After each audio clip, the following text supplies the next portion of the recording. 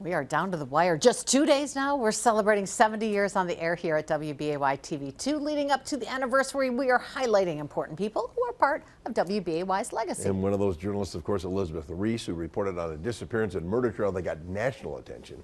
Aisha Morella sat down with her to learn how her time in Green Bay impacted her life. They say they're loyal to downtown Green Bay. It's been about 15 years since Elizabeth Ries left Green Bay, but the experience is what has shaped her successful career in television. I remember going into meetings and being very nervous because I had to pitch ideas and they had to be good ideas. Like, you couldn't just show up and go, oh, I think maybe we should cover this. There was a high expectation. There was a lot of conversation after stories aired about how they needed to be better and how things always could be better. Her dad, a Wisconsin native, was ecstatic she landed a job in Green Bay. It was just like this huge deal. My dad was like, this is it. You will never take another job after this because you need to be in Green Bay forever. So that was pretty fun. But he is expected to enter a plea sometime next month. She spent about 3 years in Northeast Wisconsin from 2005 to 2008. Elizabeth says that time set high standards in her work alongside seasoned reporters and anchors, and it was tough. And I loved that, and it was amazing preparation for me for moving on in my career, because I really think that of all the places that I've worked, WBAY really setting that high standard was something that was ingrained in me. Ries vividly remembers covering the 2005 disappearance of Calumet County native and freelancer photographer Teresa Halbach.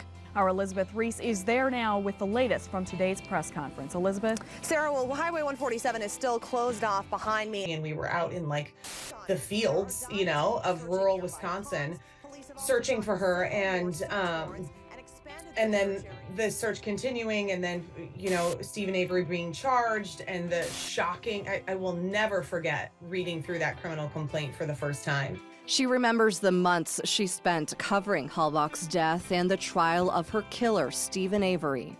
Hi, Cami. Defense attorney Dean Strang spent a lot of time telling the jury why the evidence the prosecution will present. That was by far the most difficult thing to cover, just from a logistics standpoint, from an emotional standpoint, from, you know, a real just the graphic nature of what was involved was the most difficult thing I've covered in my entire career.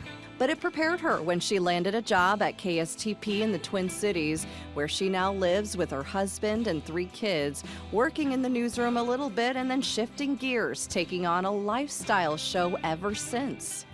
Take the stress and the worry out of cooking. My day job is at Twin Cities Live. So Twin Cities Live is a lifestyle entertainment show. We air from 3 to 4:30 in the afternoons. And I've been doing that show for almost 14 years. The show is going to celebrate 15 years on the air in April. She is in enemy territory, but as a Packers fan, Elizabeth makes her way back to the frozen tundra because the community and dedication to the green and gold, she says, is infectious. I just loved that small town feel, with also the passion and pride for something big, and the way that people in Green Bay do the NFL. They do the NFL their own way, and they don't let any other team or any other franchise influence the way that they do it, and it just makes me really proud to be part of it. And a new policy that appeals to another segment of walkers, those with dogs.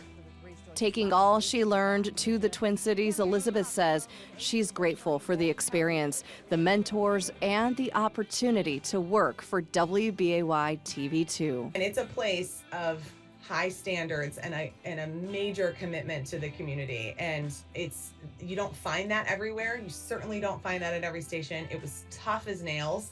There were days where I was like, am I going to make it through this job? This is a hard job, and I did, and I came out on the other side, and I think it really laid the groundwork for what has continued to be a successful career in television that I'm really proud of and I'm really grateful for. Aisha Morales, Action 2 News.